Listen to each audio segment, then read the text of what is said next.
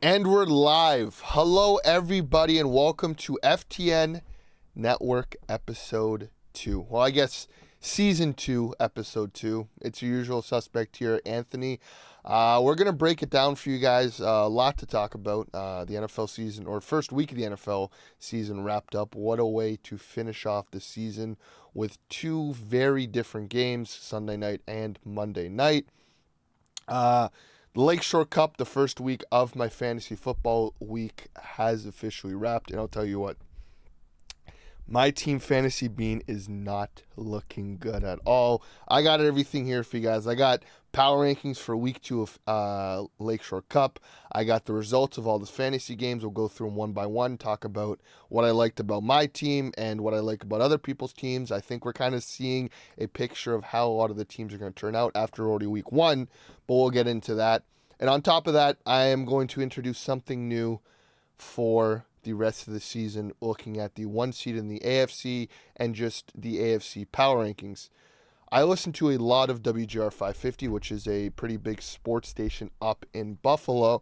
And on their afternoon show with Show Up in the Bulldog, they do something called a reverse AFC Power Rankings. I'm a big fan of it. I think it's kind of a fresh idea. I feel like most people do AFC, NFC Power Rankings. I know Colin Cowherd does his top 10 every week. I know Nick Wright does his quarterback, mountain, whatever the hell, but all it is just a way to prop up Mahomes for what he is. And I wanted to do a fresh take on that. Well, I have a theory that once you get over the age of 25, 26, and you put a golf club in your hand, that golf officially becomes your personality. I'm noticing it now. A lot more people are getting into golf in my age. I mean, 2 years ago, I went to Vegas, went to a Top Golf. After that has been history. I have just been what you would call a golf junkie. I've gotten into watching the sport, playing the sport, and I thought, how could I apply that to the NFL? Well, what I'm going to do is introduce you guys to the AFC Club House. I'm going to go after every week of AFC games and give you guys a clubhouse readers who's moving in the leaderboard and kind of look at it still as a power ranking, but I think it kind of bunches it together where you can kind of, it's a mixture of tiers and power rankings. So we'll talk about today on top of a recap of this week on the Lakeshore Cup. But before I get into all of that, a lot I want to talk about. What started off, I went to the game on Sunday against the Ravens, and holy smokes, what a way to have a final home opener in Highmark Stadium. Electric. I am telling you, electric it was before kickoff. Andre Reed hyping up the crowd, the national anthem. The only thing that was missing was the flyover, but again, it was a nighttime game. You cannot have that at night. But it was electric. The Bills came out guns a-blazing. Dalton Kincaid is looking like the number 1 tight end for the Bills, and he looks like what the Bills drafted him 2 years ago, so I'm super fired up about that. The receiver room looks pretty interesting. I think Keon made a big step, finishing over with over 100 yards receiving, some big catches late in the game. Joshua Palmer is a good change of pace guy. Josh found him late in that fourth quarter. And obviously, Josh, the man himself, who had over 250 total yards and 2 touchdowns in the fourth quarter. That would have been a good game for, call it 50 to 70% of the quarterbacks in the NFL. Josh did it in the fourth quarter. It was a phenomenal game. There was a moment there after, I want to say the Ravens went up 44, just before they went up 44 to 25 on the Bills. It was 3rd and 10, I want to say, and the defensive line had their ears pinned back. Rousseau and Joey Bosa looked like, hey, let's go get after the quarterback. What do? Well, they get in the backfield. They start chasing around. It looks like Bosa has their first sack, which would have won me a decent amount of coin because I had a parlay with Oliver and Joey Bosa. He goes for Lamar's legs. He trips up Greg Rousseau, and Lamar does what Lamar does and runs, makes it from what would have been 4th and 20 and makes it a 1st and 10 on the Bills side of the field. And after that, I was like, oh, here comes a touchdown. Just because momentum was a big, big factor in this game. What do the Ravens do? They go to the line quickly, turn the ball around, hand it off to Derrick Henry, and Terror Rapp takes the wrong angle, and Derrick Henry is gone. But the Bills did not stop believing. Some fans did. I ended up staying for the rest of the game because you know what? It's the last home opener in the stadium. You got to play it out. And was those of you who stayed, were you guys and us lucky? The Bills go back. Josh Allen scores a touchdown to Keon Coleman on a tip ball from Dawson Knox. I think it was Dawson Knox, and it looked like he was targeting Khalil Shakir, and Keon Coleman catches the touchdown. It looks like, hey, we might have a game on our hands. What happens? Ed Oliver, the man who is just a one-man wrecking crew, having a quarterback sack earlier in the game, causing issues multiple times in the game. He goes through the center and guard, punches the ball out of Derrick Henry's hand. Terrell Bernard picks up the ball. The Bills march down the field. Josh Allen throws an absolute piss missile to our third string tight end. Gets it there, hops over, gets a touchdown, and we have a game on our hands. The Bills are down by 2. And John Harbaugh just, I don't know what happens there. His brain just goes, whoo. Bills stuff Derrick Henry in the backfield. Zay Flowers gets tackled, falls down on that second down play for some reason to stay in bounds, I guess to have the clock moving. And then Lamar fires it to D-Hop, and I think he is about 3 yards short of that first down.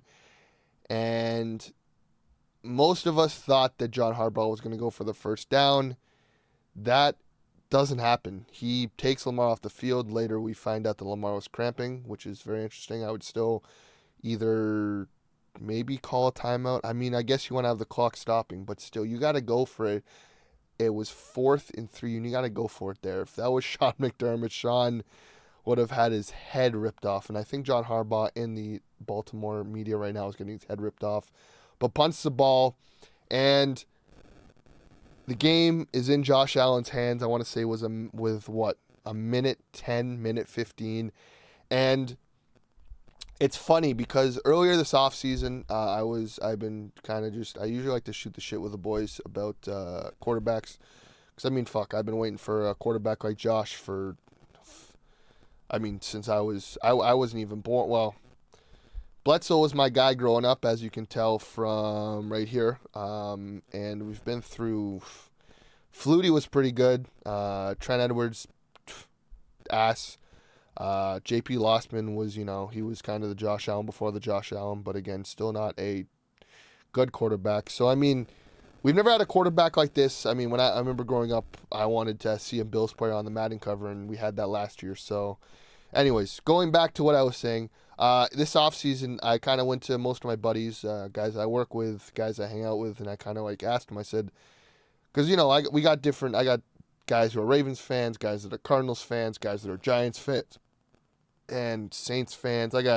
There's a lot of different guys, Bengals fans. And I went to these guys, I said, listen, game on the line, you got, we'll say, I would give them this scenario. Game on the line, you have Cleveland's weapons and Cleveland's O-line. 2 minutes left. You need to march down the field and get 6 points. And I said, what quarterbacks do you believe can get that 8 out of 10 times? You obviously had your normal, you had Lamar's, you had your Mahomes, you had your Josh Allen's, you had your Joe Burrow's. One guy said Baker Mayfield. I heard of Jaden Daniels in there. But it's one of those things, it's a test where you kind of see what teams actually have franchise quarterbacks. Because I'm not going to go back there and put a Trevor Lawrence in there, because Trevor Lawrence is not going to get that 8 times out of 10. If Tua turn the ball over is not going to do that. Jaden Daniels, I was saying, was too young. Baker, it's got that dog in him, but I still don't put him in that upper echelon of the big 4.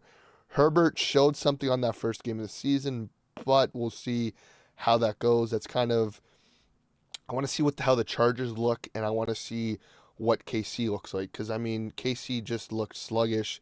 The Chargers were lighting them up, but again, Greg Roman and that offense in LA, I got to see what it is. But besides the point, it's funny that that situation happened, and I felt very, very confident with Josh with the ball in his hands. And I think that fourth quarter alone, in my opinion, proves that that MVP was deserved.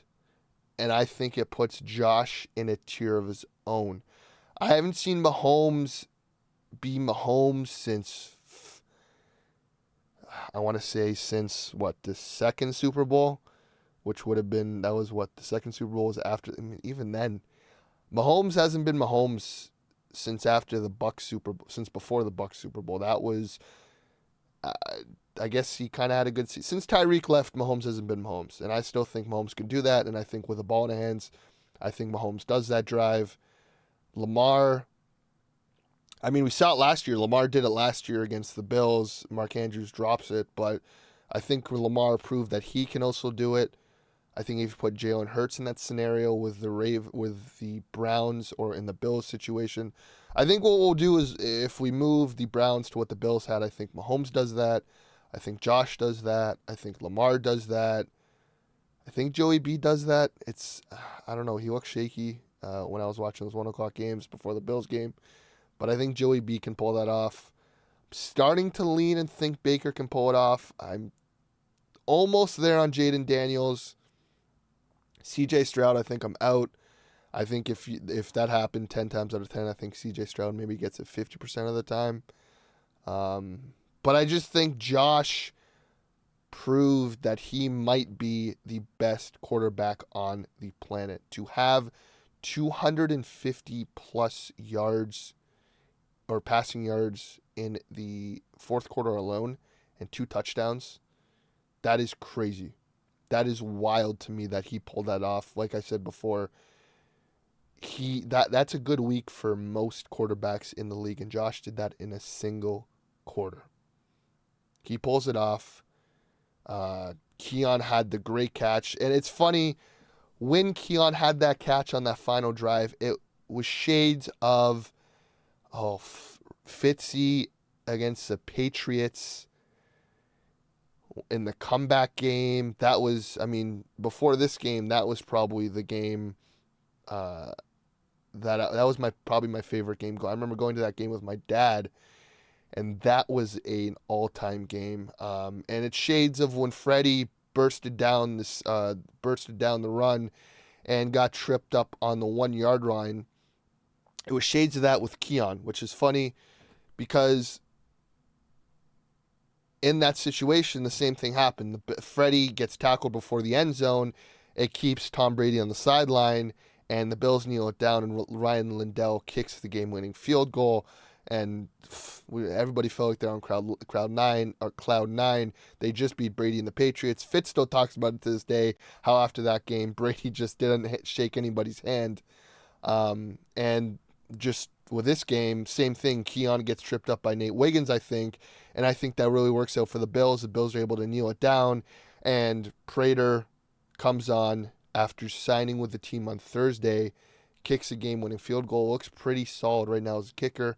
We'll see what happens in 4 weeks when Tyler Bass comes off IR, what happens there. But you got to admit the Bills are on cloud 9 right now. And again, it's one of those things, it was a lucky game. Let's be honest here. That was a lucky game. To have a collapse like that from the Ravens, it's just a lucky game. And again, I spoke about this on another YouTube channel I do, Bills Digest, where I said turnovers are going to be the key to the Bills winning this game. And the Ravens played a clean game other than that one single turnover from Derrick Henry, and that was what shifted the game. Still, a lot of question marks. The secondary, Taylor Rapp and Cole Bishop looked a step behind. We'll see how that looks in a few weeks. D-line, I was happy about. Bosa kind of early was getting abused by Lamar on the read option. But, again, we'll see what next week, or I guess this week, looks like against the Jets. And then moving on to a few other games around the league, I watched that whole Chicago and Vikings game. That was, I don't know what the hell. Watching that, from going to the Bills and Ravens to going to that game, it looks like 2 different sports it was a tough watch, in my opinion. I think it picked up near the end there, but man, Caleb Williams, it's hard to tell. I got a lot invested in that Chicago offense with my fantasy team. I got Odunze, I got Loveland, I got DeAndre Swift. And watching some of the throws from Caleb Williams, it's frustrating because he is throwing fastballs on throws that should not be fastballs. He was missing some wide open targets. I think he had Loveland across the middle. He had that overthrow to DJ Moore, which would have been a touchdown. Look, he looked elusive out of the pocket. There was 3 or 4 times where he looked like he was almost going to get sacked, and his elusiveness out of that pocket was elite. But it was those throws. He was just missing easy throws, and I might be out on Caleb. I don't know. It's hard to tell. But the offseason champs look, I don't know. It's going to be interesting to see. On the other side, J.J. McCarthy looked like he couldn't play football in that first half. Throws that pick six. I'm like, okay, this game is probably done. DeAndre Swift is going to get his runs, and it's going to be a good day for Fantasy Bean. That does not happen. McCarthy throws the touchdown to Justin Jefferson and Kevin O'Connell, and everybody looks fired up. And then he throws another one, runs another one in, and they end up winning the game. It's McCarthy's first game, so happy for him to win that first game of the season. But we'll see what it turns out to be. What is that, 2024? That 2024 quarterback class could be one of the all-time greats. I mean, at this point, we got to admit 2018 is one of the greatest quarterback classes of all time. You got 2 MVPs, you got Baker, and you got Sam Darnold. Rosen is Rosen. It is what it is. But you got Josh, Lamar, Baker, Sam Darnold. You have 2 Hall of Famers. If Baker gets a ring, maybe a Hall of Famer, I don't know.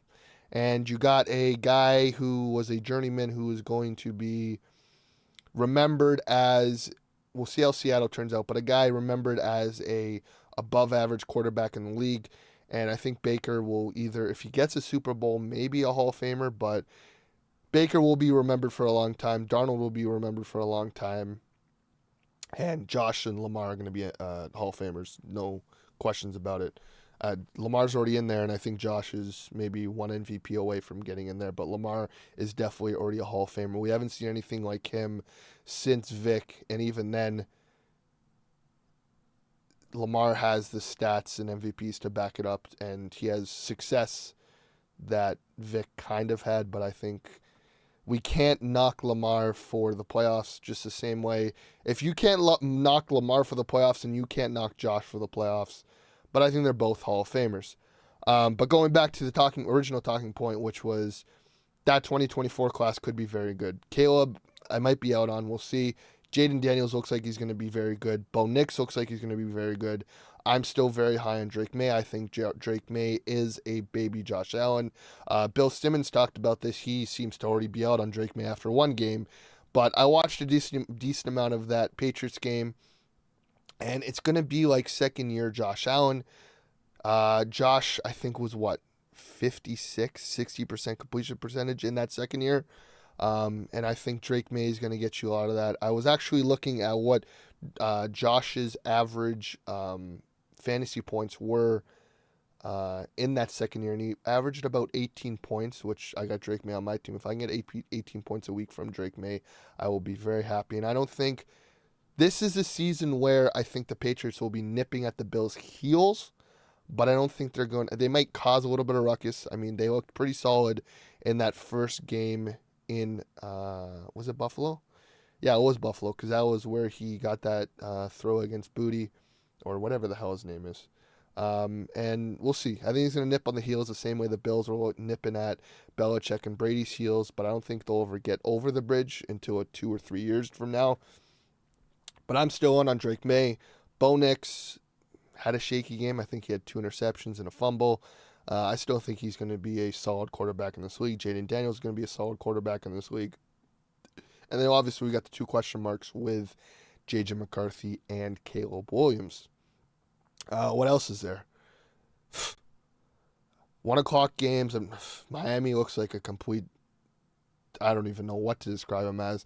Mike McDaniels, I was trying to find a bet in the offseason for the first head coach fired, and it looks like Mike McDaniels is going to run away with that, but we'll see what happens. But yeah, I just kind of wanted to recap the Bills game because that was just a crazy game. Some good, some bad, like I said. And I guess what we'll get into it is I don't know if I want to go fantasy or if I want to go Clubhouse. I mean, I guess since we wrapped up the week of the NFL, let's officially introduce the AFC Clubhouse. Starting off, oh, sorry guys, 1 second, please hold. Starting off in the 16th slot at +5. Oh, well, we're going to give you 15 and 16 because my computer wants to glitch out. But at the 16th spot at +5, the Miami Dolphins, and at 15 at +3, the Tennessee Titans. The Dolphins are a disaster class right now. They couldn't get anything done on offense. Tyreek looks annoyed. Tua looks like ass. Mike McDaniels is talking about who the hell knows about what. He's probably lost the locker room. And week 3, if they get smacked around by Buffalo, it will be very interesting to see what happens with Tyreek and what happens with Mike McDaniels. But I think that it's the first game of the season, but I think the gap between them and Tennessee is greater. Tennessee has a lot more upside. Cam Ward looked pretty solid. Tony Pollard looked pretty solid. Lack of separation from the receivers. But I still think that there's still that gap, and I think that's why I put Miami at +5 and Tennessee at +3, because I just think there's a solid gap in between both of those teams. And in golf, it means that if you're listening to this, you probably know what it means. But for the viewers who don't, it just means they're playing +5 over par. Like, they're just dog shit right now. And I think Miami's by and far right now, in this moment, the worst team in the AFC. And I think the Titans have more upside because Cam Ward actually looked pretty solid. Let's move on. In the 13 to 8 spot, you got 13. Why is it? That's strange that this is doing that. But we're just gonna run with it. In the 13th spot at +2, you got New England Patriots and Cleveland Browns. Cleveland Browns had some headaches gave the Cincinnati Bengals some headaches. And the New England Patriots, I mean, they kept it kind of close with the Raiders. And I just think I'm big on Drake May, like I said before. I think Cleveland has a solid defense to have a potential to win the game and beat Cincinnati. Even with a 40-year-old Joe Flacco, whatever he is, and the lack of Judkins is not even there. It's just kind of a tire fire right there right now. But I still think that they're going to cause headaches for a lot of teams throughout the season, and I think that them and New England's kind of on the same tier, so I put them at +1. And then you got the logjam of 8 through 12 at +1. I think all these teams are kind of interchangeable. I kind of just went with what my gut told me of where to rank them. And I think you put the Raiders in there just because they did get a win, but they beat the Patriots. And I just think Genty looked solid. Geno Smith, I don't know, it's hard to tell. They got no receiver core. Pete Carroll they got a 70+ old coach. So again, we'll see. We'll kind of get an idea of where all these teams fall within the next few weeks. But I just think Houston looked flat against the Rams.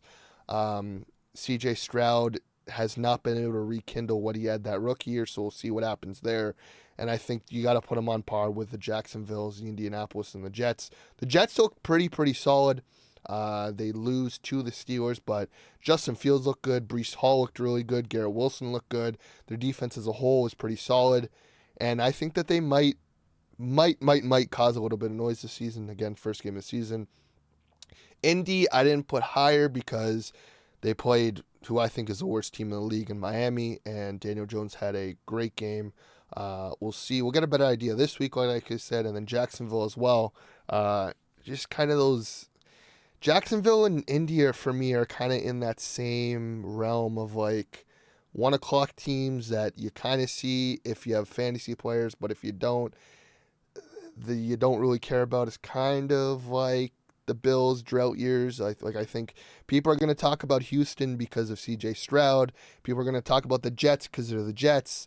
And Indy and Jacksonville kind of just fall in that 1 o'clock window of like, I don't want to say NPC teams because it's not NPC teams, but kind of just like filler teams. Trevor Lawrence, people are kind of out on, gets that big time contract, but people are still kind of out on. Daniel Jones coming from the Giants. We'll see. I think we'll kind of get a better idea of where they fall if they make it into this even category or if they kind of fall farther down the leaderboards. Moving on, you got this is frustrating because I wanted to show you guys what it was, but whatever. In the even, you got the Pittsburgh Steelers and Denver Broncos. I think they're kind of on par. Aaron Rodgers looked pretty solid, throwing 4 touchdowns against the New York Jets. Denver comes out with a gritty victory over, I want to say, who was that? I literally just watched the highlights yesterday because I saw Bo Nix and I'm blanking on who they played, but they come out with they squeeze by on a victory, even with a few throws from Bo Nix that looked like, I mean, I was talking about Drake May was second year Josh, but Bo Nix was making some passes that are kind of just like WTF. So it'll be interesting to see what happens there. But I think right now they're solid. They're like, for me right now, they're probably going to be the wild card teams. And the one of the teams in the +1 category is going to sneak in. But if I had to say with a gun to my head right now, I think the Broncos and Pittsburgh are going to be those wild card teams. I think Pittsburgh looks solid. Mike Tomlin, a great coach there. Aaron Rodgers, who kind of has a point to prove. I don't think he's going to be vintage Aaron Rodgers, but I think he'll be enough of a game manager that can push the needle and have games like he did against the Jets with 4 touchdowns. They got solid weapons there, and I just think that it will be interesting to see what Pittsburgh does. A very, very solid defense. I mean, you got a perennial defensive player of the year and TJ Watt on one side of the ball. You got Jalen Ramsey there. You got the young kid, the young corner. I'm forgetting what his name is. His dad used to play. Joey Porter Jr. You got there. So it'll be interesting to see what happens there. And then in the 4th spot, you got a tie between the Kansas City Chiefs and the Cincinnati Bengals at -2. Like I said before, the Kansas City Chiefs looked stale. Travis Kelce knocked off Xavier Worthy in the first play of the game. I was at the Morgan Wallen concert and my phone blew up. I was getting roasted right now, and Marquise Brown is their number 1 receiver. Travis Kelce just kind of looked old and slow. Mahomes was, I watched the highlights. There was some throws Mahomes was throwing, and I don't know, just it might be the end. Might be knocking on the door saying the end, but I don't want to say it yet. But I can't put him in that 3rd spot. Cincy, another team, snuck out with a victory past Cleveland. Jamar Chase had 4 points. We're kind of getting to the point here of when we talk about fantasy, but just kind of in that same tier of teams that look questionable, but on past history, you got to give them a better slot because they're both very good teams. In the number 3 spot, I got to give it to the LA Chargers. They looked phenomenal. Justin Herbert has the Madison Beer, expansion pack. He looks like an MVP caliber quarterback. Quentin Johnston's catching touchdowns. He had 2 touchdowns. Ladd McConkey's somehow the 3rd receiver on that team. Keenan Allen looked like vintage Keenan Allen. Hampton looks like a solid running back. They got great great blocking. John Harbaugh looks like a genius if he somehow takes the top spot in the West. Like, they look really, really good. Again, first game of the season, so it's not get ahead of ourselves. But right now, I think that the LA Chargers might be the 3rd best team in the AFC if Justin Herbert keeps throwing the ball like he is, and if Greg Roman shifts from his run-heavy mentality to what I think was a 60%, 70% passing offense. If he stays like that, we could see a big jump from Justin Herbert and start entering that top 5 conversation, that 2-minute drive conversation, if he keeps having games like this. But I hope I'm going to hit this button, and I hope it shows only the second one because I got some talking points there. We'll see right now. There it is. Number 2, the Buffalo Bills at -4. And I think that, listen, that game the Bills should not have won. The Bills still have question marks on defense with their secondary. Trey White's not back. Harrison's not back. Linebacker core, TB and Matt Milano in Buffalo are highly recognized, but they got exposed in the run game. The Bills have an obvious weakness in the run defense, and Baltimore abused the shit out of that. The Bills like to hang their hat on having a top 5 secondary year in and year out, but I don't know if they have that anymore. This might be a year where the pass rush has to help out the secondary, and we will see what happens there. Bosa and Rousseau played very good. Ed Oliver looks like an all-pro caliber player right now. We'll see how the season progresses if he stays like that. But if the Bills were not playing Lamar Jackson, that pass rush looked like it was going to have 5+ sacks. They were getting after the quarterback, but Lamar's Lamar. He's going to evade the pocket, like I talked about earlier with that 3rd and 10. Like he went from 3rd and what would have been 4th and 20 to 1st and 10 on the Bill side of the ball. Like, come on now, and you're facing Derrick Henry, and I get, but still, we gotta. Bobby Babbage has to shore up that defense. That's the biggest question mark. But when you got Josh Allen, there's no way you're not going to be a top 3 team in the National Football League. Josh Allen's an alien. He had a crazy game, and I just think that luck. The Bills came on top, or won a game that they would have lost in years past. The Buccaneers game from years ago, the Hail Murray, 13 seconds, the Vikings game from those years ago. Those are all game of the years, where the Philadelphia game. Those are all game of the years that the Bills came out on the wrong side, and I just think that there's a little sprinkle of magic in this Bill season. We'll see if I eat my words in a few months, but I think right now the Bills are the second best team in the AFC. And process of elimination, leading the clubhouse after week 1 is the best team in the AFC, in my opinion, at -5, just a slight gap above the Bills, and that is the Baltimore Ravens. Solid run game. Best run game in the league with Derrick Henry and Lamar Jackson. D-Hop looks like a solid number 2. Zay Flowers looks like he's going to take the step and be a very good number 1. Their secondary, they got the kid they drafted. They got Kyle Hamilton, who's arguably the best safety in the league. They got Jair Alexander now. They still got Myron Humphrey. Their pass rush looks solid. Their linebacker core with Roquan Smith. From top to bottom in the AFC, not in the NFL, but in the AFC, they have the best built roster in the AFC. Lamar is an MVP caliber player. Derrick Henry is a Hall of Fame running back. Zay Flowers could be an all-pro caliber wide receiver. I think right now he's a Pro Bowl caliber. DeAndre Hopkins is a savvy veteran who still has plenty left in the tank. That one-handed catch over Christian Benford, that's that's vintage D-Hop. Jair Alexander, a step or two behind, but still a former all-pro corner. Nate Wiggins looks good. Kyle Hamilton's an all-pro safety. Roquan Smith is an all-pro linebacker. Like, they got a solid team from top to bottom, and that's why I still have them in at that number 1 spot in the clubhouse.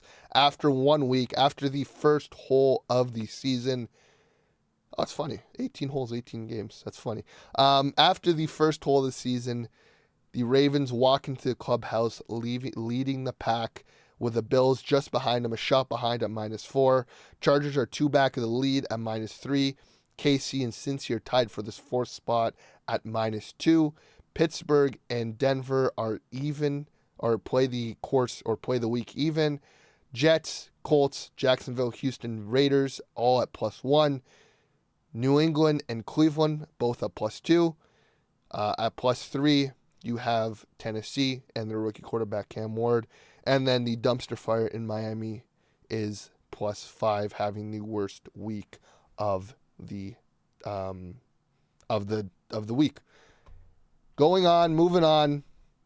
That is NFL talk out of the way. Let's move on to what people want to hear and want to talk about. Let's talk about Lakeshore Cup and the fantasy week that was. Let's start it off.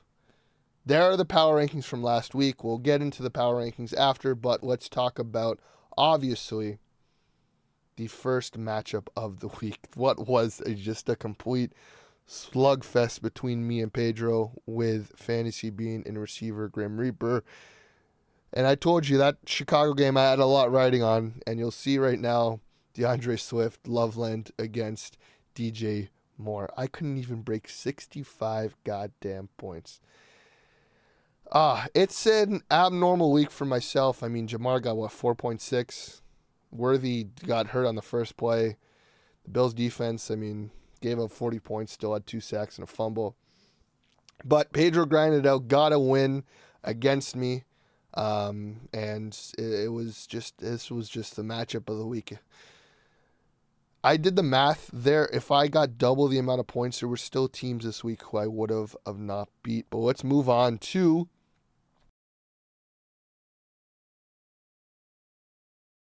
Sorry. That was weird. Anyways, besides the point. Moving on to what would be Aftermath Records versus Pacheco's Palace. Abdul pulls off the victory. Big week from Saquon and Jimbo.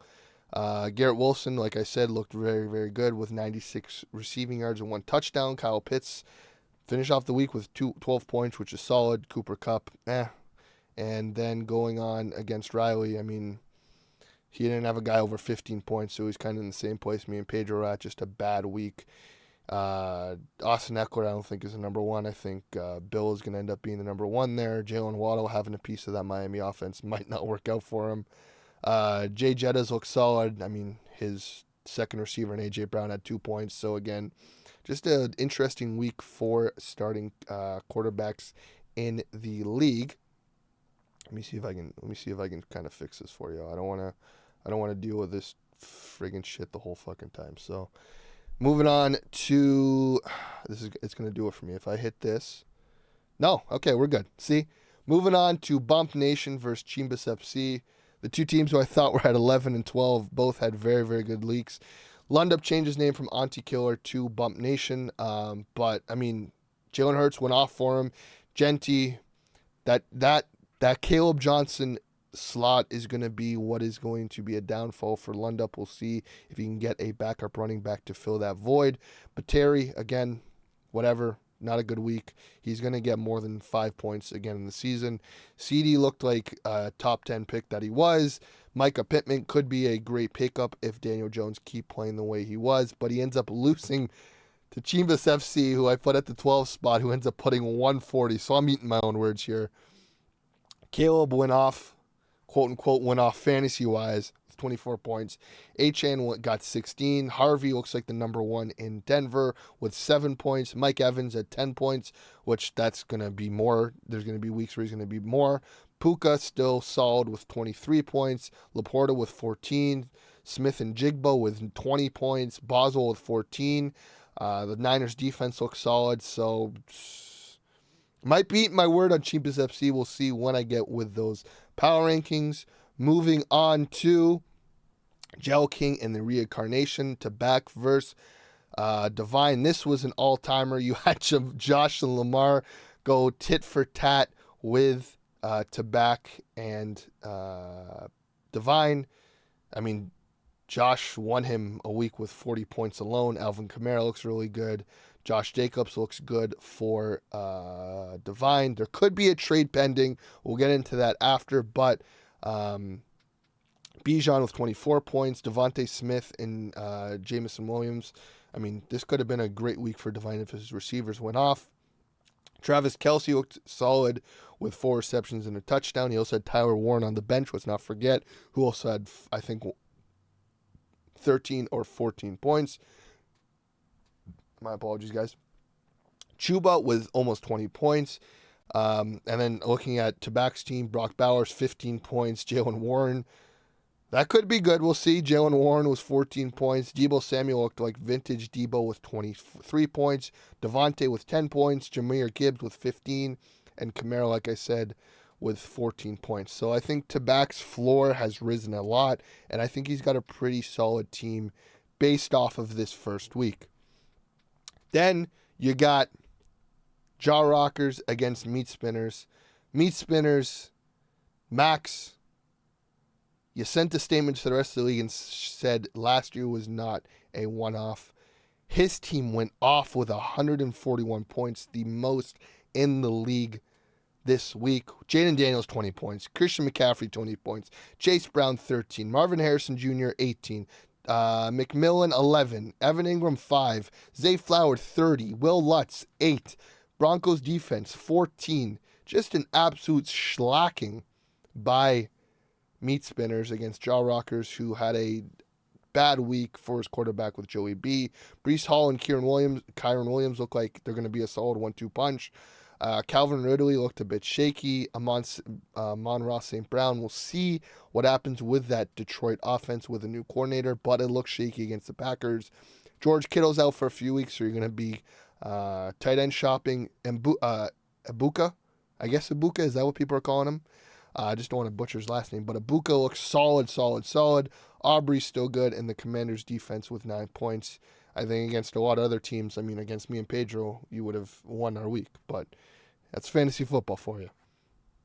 Then the final matchup of the week, you had Nightcrawler, Tasso, Greek Attack against Hookem, against Dex. Now, looking at this matchup, you had Patty Mahomes and Derrick Henry, who combined for 60 points alone. Kenneth Walker looked really bad. T. Higgins didn't look good. Drake London is injured. Mark Andrews looked like ass. Courtland Sutton could be a number 1 receiver. We'll see. Fairbairn and the Chiefs. This was a very interesting matchup because if you have a pedestrian week with Derrick Henry and Patrick Mahomes, X could very easily have won this week. But we'll get into that with the power rankings. Kyler with 20 points, which is going to be solid. Pacheco, we'll see what happens there with Pacheco because he looked a few steps slow and didn't look like he could find the holes. Bucky was still Bucky. Pickens, I think against a less superior secondary, could have a very good week. Malik Neighbors, free my boy Malik. I think I talked to X about this. He said if Jameis was starting, he would have gone off, and I think I agree with him. Get Jackson Dart in there. Fuck it. Just put him in there, Dabo. Your job's on the lane. You're going to be an OC in Buffalo next year if you don't figure it out. Dalton Kincaid, FUX. That is a guy who I wanted so badly. He looks like he's going to be a top 5 fantasy tight end in the league. Tyreek with 40 receiving yards. Again, nothing in that Miami Dolphins other than A-Chain would I want to touch with a 10-foot pole. Little, 14 points, solid-ass week. And Cardinals defense, 5 points against the New Orleans Saints. Now, let's get into what everybody wants to talk about. Let's get into the power rankings for this week. In the number 12 spot, I got my team, Fantasy Bean. Fuck, we are ass, man. We are. Xavier Worthy's going to be out for a few weeks. Jamar Chase, it was a bad week for him, but Ladd McConkey, a bad week for him. Drake May, I put a lot of stock in Drake May, and we'll see. I think he's going to be about a 15-point getter a week.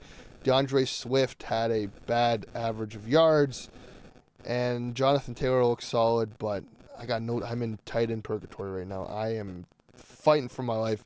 I'm going to say it now because waiver wire's cleared, but I did go after Jawan Johnson, the guy in the Saints, so we'll see how that works out, but I'm going to keep leveling for a few more weeks, but I just think that there were guys on the board who I should have went after, but I put up 65 points. I'm not arguing with anybody. I have the worst team right now in fantasy, putting up 65 points in week 1. At the number 11 spot, you got to put in Pacheco's Puppy Palace, 75 points. I just think that there are some weaknesses still on his team, and we'll see. I play him this week, so that will be very interesting. 10 spot, receiver Grim Reaper. I think the lack of running back depth for Pedro is going to hurt him. His receiver core is nasty, but I just think that rocking out there with the backup running back on the Lions and the starting running back on the Patriots is going to be tough to win in and week out without your receivers going off. I mean, as we saw, Pedro had 70 points and I had 65 points. So we'll see.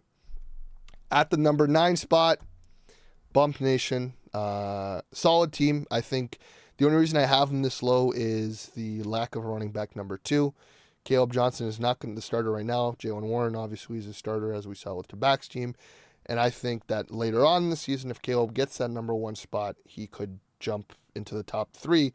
But as of right now, I got to keep him at that 9 spot just because of his lack of receiver number 2. Jaw Rockers up at number 8. I'm going to pull up my phone just so I can look at everybody's team and kind of give you guys a situation. But Jaw Rockers are at number 8. The reason for this, well, George Kittle is out. So right now he's got no tight end. So, and then on top of that, he does have Travis Etienne, who on the bench, which got 18 points last week.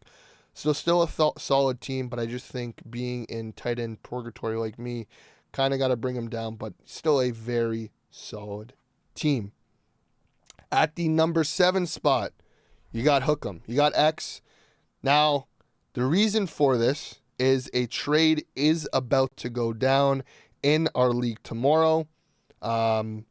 X is trading away. Let me go to the trade for you guys right now. X is trading away Tyreek Hill, J.K. Dobbins, and Javonte Williams for Josh Jacobs.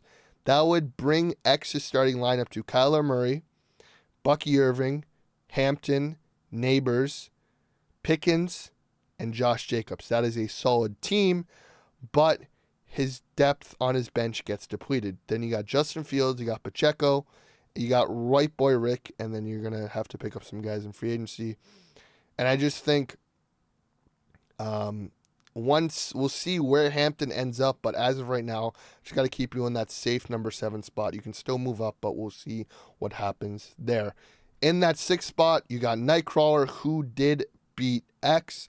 But again, like I talked about in their matchup, if Mahomes and Henry didn't have the weeks that he had, it was a very, very pedestrian week for Tasso. Kenneth Walker doesn't look like it looks like it's a running back by committee in Seattle, so that might not work out. T. Higgins, I don't know. I get the point of having a receiver 2, a guy like T. Higgins who's like a top end receiver 2 on a team as your number 2 option, but to have him as your number 1 option with Drake London, I don't know. We'll see how that works out for you. Courtland Sutton is going to be very dependent on how Bo Nix plays. So again, I can't put you above that 6th spot just because of this top 5 is, in my point, probably what the league is going to look like. In that 5 spot, you got Joe King, who I just said, made that trade with X. He receives Tyreek Hill. He receives Javonte Williams and J.K. Dobbins, and he loses Josh Jacobs, but I mean, the guy still has Lamar Jackson, he has Bijan Robinson, Devontae Smith, Jameson Williams, Travis Kelce, Chuba Hubbard. Now he's going to have Tyreek to put in there. He's going to have crazy running back depth with Javonte, who I think is going to be touchdown dependent week in and week out, but still a good option for bye weeks, on top of J.K. Dobbins, who I think Harvey is still the number 1 there, but J.K. Dobbins, bearing injury, could still be a good flex position. So I got to put him on that number 5 spot. Going on to the 4th spot, making a crazy rise from number 12 to number 4 is Yoshi. I got to give it to the guy. The guy's got a solid-ass team. Caleb I think his floor is going to be 20 points a week. Devon Achane still looks like a very good running back. RJ Harvey looks like the number 1 in Denver, like I talked about. Mike Evans is still Mike Evans. Puka Nacua is going to be a top 5 receiver in fantasy. Smith and Jigba looks like he's going to be a top 5 receiver in fantasy. Sam Laporte is still solid. The only reason is you're not higher is just the lack of bench depth. But I just think now, seeing what Harvey and Achane are, I think you have a top 5 team now, Yoshi. Moving on to that 3 spot, the reincarnation.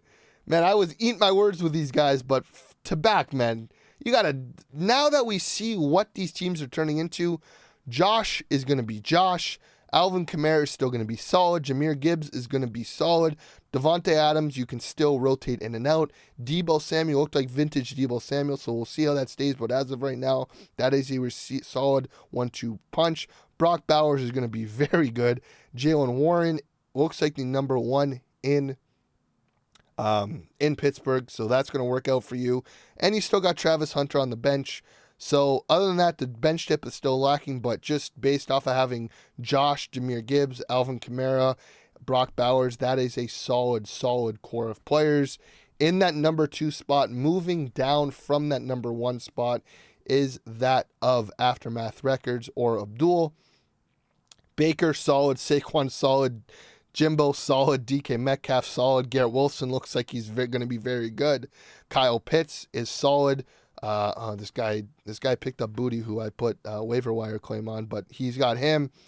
He's got a solid bench again still with Keon, with Tony Pollard, with Cooper Kupp, with Jay Love. Like, just a solid team all around. And the only reason you're not in that number 1 spot is the reigning champione just showed just a masterclass of fantasy. His team looks solid, and I think that he has a very good chance to go back-to-back. Jaden Daniels is going to be a top 5 fantasy quarterback. Christian McCaffrey is going to be a top 5 fantasy running back, no questions asked. Same with Chase Brown. There's no one else going against him in that backfield. Marvin Harrison is going to be top 10. McMillan's going to be top 20. Evan Ingram, still a question mark there, but he's going to get you weeks where he's going to get 5 points and 15 points. If Zay Flowers keeps it up, he has a potential to have 3 of the top 20 receivers in fantasy this year. And he still has Shakir and Mason on the bench. So again, you got to give it up to the reigning champ on that one.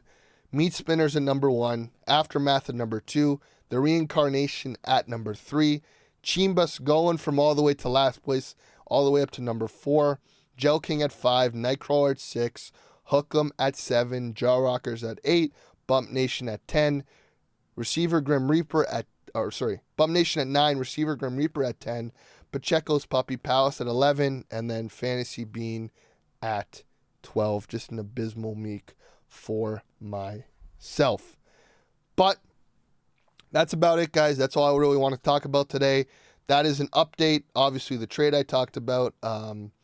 So we'll see what week 2 looks like for fantasy. We'll see what happens in the AFC Club House. The Bills are playing the Jets at 1 o'clock. I will be watching. I will be tuning in as I do week in and week out. And that's pretty much all I want to talk about, guys. I'm working on getting the podcast up on Apple Music, or I guess Apple Podcasts and Spotify Podcasts. Hoping to get this episode up there today.